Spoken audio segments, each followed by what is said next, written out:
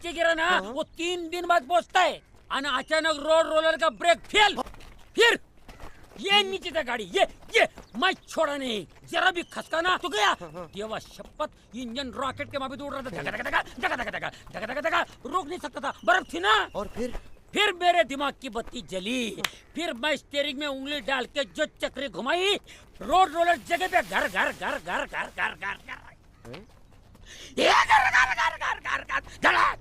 क्या हुआ? तू तो रोलर से उड़ गया होगा। उड़ा तेरा बाप। अरे पब्लिक चिल्ला रही थी और रोड रोलर जाके पेड़ को लगा घचकन, पेड़ खाई में गिरा भचकन, फिर रोड रोलर जाके किनारे पे लटका।